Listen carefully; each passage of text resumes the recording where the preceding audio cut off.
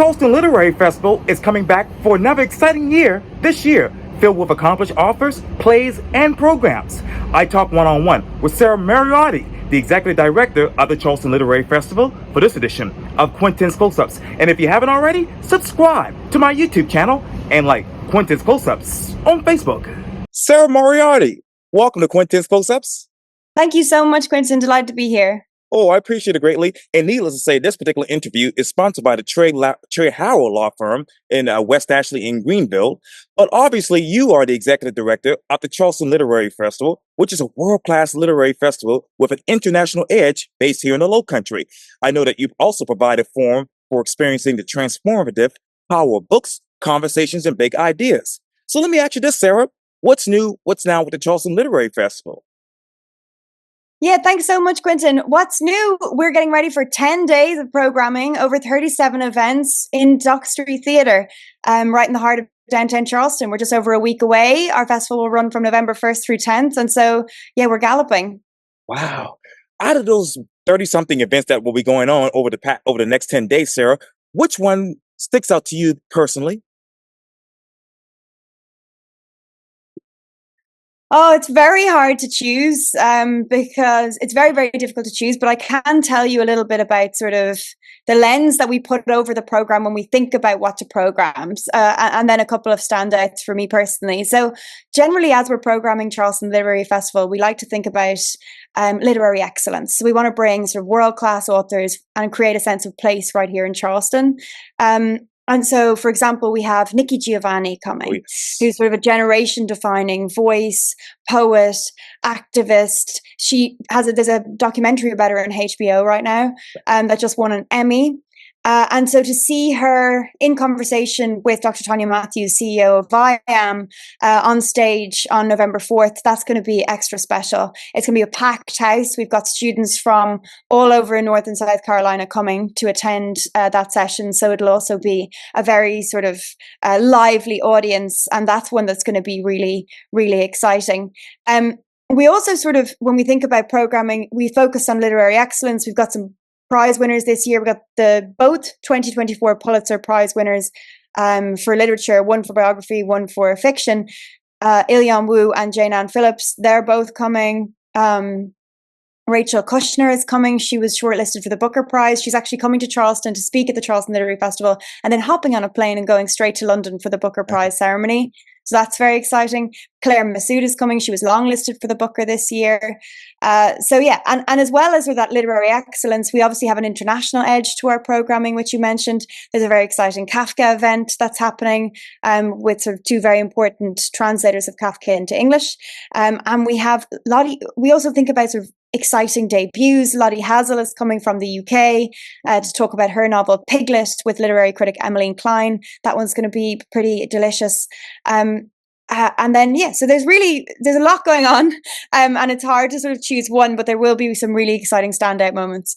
Oh, that's just amazing. When you look at the festival from a holistic standpoint, Sarah, what is that literary excellence with the international edge?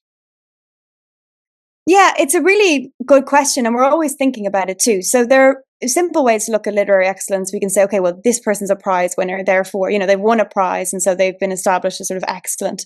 But we also make space for more commercial elements. So, for example, we've got Oprah's book club pick of the summer, Colm Tobin. We've got Jenna Bush's book club pick, Chris Whitaker. So we also look at popularity and success just in general. We also look, when we think about excellence, we look at people making important contributions to themes that are relevant to every day. So, for example, Eddie Glaude, he's written a book called We Are the Leaders We Have Been Looking For, which asks people to move away from sort of a prophetic idea of sort of one hero and think about how we can empower ourselves day to day to do heroic acts. Okay. So that's sort of, but it's very relevant to the moment that we're in. So we think about prizes, but we also think about relevance to the moment. We think about success, commercial success, and then we think about exciting debuts like, for example, Lottie Hazel, who's sort of lit things on fire with a really exciting book. And as you was just talking, obviously, Sarah, I wanted to ask you this because you talk about that theme. What is that theme for the Charleston Literary Festival with that international edge? I know I'm being redundant with that. Yeah, no. So we generally think about, when we think about a theme for the literary festival, we think we've got so many different themes. So we try and bring them all under an umbrella of what can we Yes. do?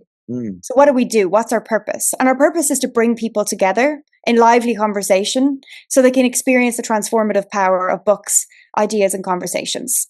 And so that unites everything that we do. And we've lots of different themes, but ideally you're coming into the Charleston Literary Festival, you're engaging with an idea, you're experiencing a perspective that maybe you haven't before, and you walk away and you think, wow, I've learned something. I'm curious now about something I wasn't curious about before. My perspective is altered in some way, or not, but at least I've experienced somebody else's perspective. And all of that, we think, enriches not just how we see each other, but also how we see ourselves and how we move in the world. And that's pretty much what we talk about when we talk about embrace the conversation. We want to bring people together in lively dialogue to embrace conversations. What is that perspective of the Charleston Literary Festival? I think the perspective that we take on things is, what's our job as a literary festival? What do we do? What's our lane? And I think when we think about what we can do, books help us to connect together. Books help us to understand things. When I was young, I used to read books all the time. I was reading nonstop, and I used to think that I was doing it just to escape.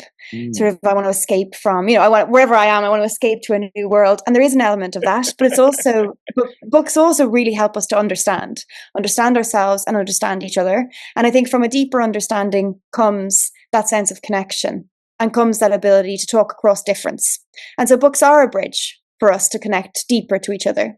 And so when you think about our perspective, or how we think about how to shape our program, or how we think about the work that we're doing, we want to help people. We want to facilitate those connections. And I think that's definitely the perspective that we're coming from. And then in terms of themes, again, we reach out from all over to all different kinds of people, to different kinds of ideas, different kinds of themes. We've got philosophy, we've got business, we've got memory, medicine. We've got Karen Ragnar talking about memory. We've got poetry. Yes. We've got thrillers. We've got serial killers. We've got, Greek translations. We have it all. But ultimately, it's like, what does art do for us? What does literature do for us? It shines a light on the world in a certain way that allows us to see things differently and understand things better. How do you understand things better with that international edge with the Charleston Literary Festival? Yeah, I think that's a really good question, because the international part of our program is really important.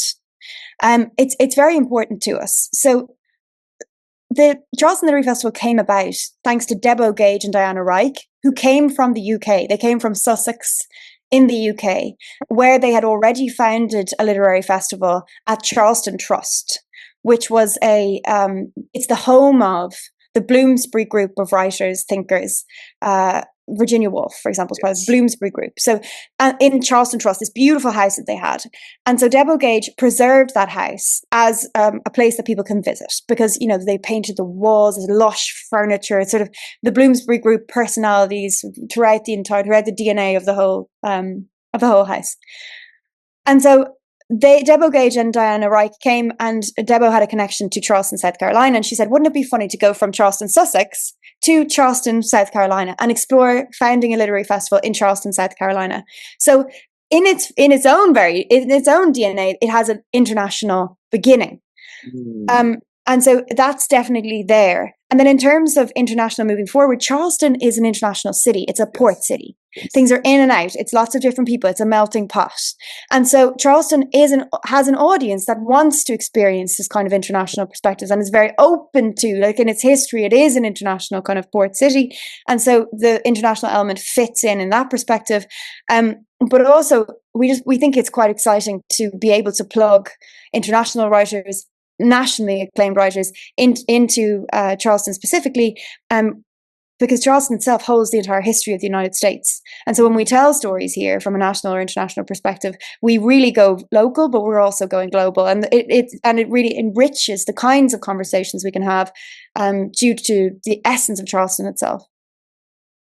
What conversations should Charleston have next when it comes to literary excellence with that international edge? Yeah, I mean, there's so many things to think about. There are things about the climate that feel global, but also extremely local. There are things about There are things about the history of Charleston. There are things about the dark history of Charleston that also need to be addressed. So, for example, Il Yonwoo is coming to the literary. This is a pretty extraordinary session that will happen this year.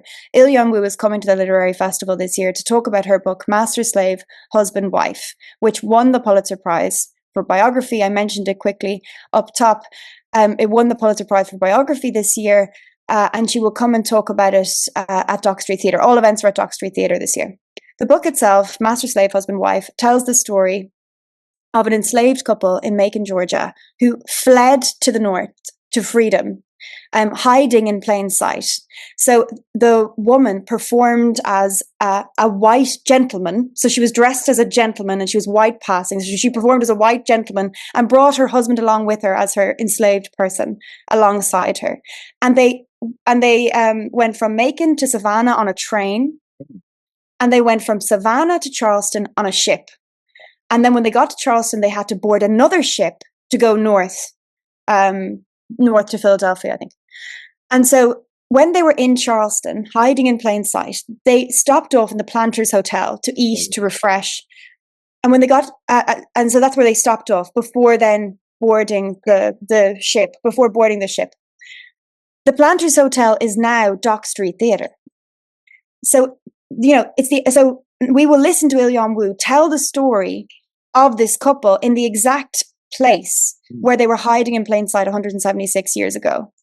And so I think that's what I mean about Charleston holding the history Dock Street Theatre, it holds the history in its walls, it's in the cobblestones, it's oozing out of the streets. Sure. And it's, and at the Literary Festival, one of the things that we can do are platform different stories, shine lights on different stories. And again, then contribute to this sort of rich future moving forwards. What is that rich future moving forward when it comes to literary in Charleston? I love that question because I just every day see more and more exciting things happening in Charleston when it comes to books and literature. King Street is buzzing with Books and Books, obviously. Books and Books are official bookseller for the festival. Beside Buxton, you just don't have to go too far. You get to Blue Bicycle Books. Blue Bicycle Books is wonderful. They've got a great kids section.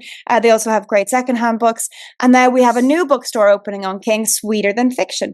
Sweeter Than Fiction is going to concentrate on romance books, which is also exciting. Getting people, tearing through books to get to the next one. If you go up a little bit and you turn you get to Bogart Street, and there's Philosophers and Fools. Philosophers and Fools is the new bookstore that's also a bar. You want a glass of wine and a book? We got it. Okay. And also we've got the Library Society. This is a prestigious, incredible institution. And so when you think about literary Charleston, it's growing every day. Philosophers and Fools is new. Sweeter Than Fiction is new. The Library Society is doing really exciting things.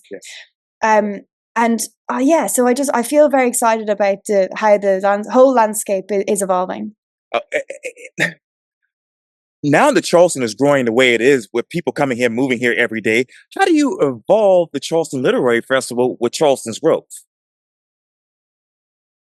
Yeah, there's something that we're thinking about all the time. And I think one of the things... So we are growing. Charleston Literary Festival is also growing in terms of budget, in terms of ambition, so for example, this year we're doing author events, but we're also producing a world premiere play. So an adaptation of a book. Patrick Bringley, his book, All the Beauty in the World, he came to the festival last year to speak about it. This year he reached out to us and we're now producing a world premiere play with him, directed by Dominic Dromgoole, former artistic director of Shakespeare's Globe in London.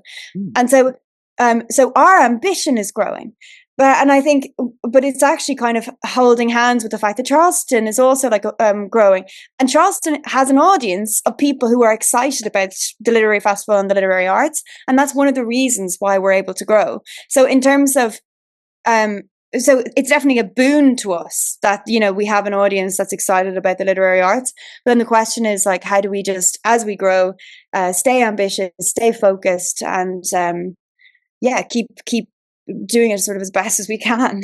Oh, absolutely. Absolutely.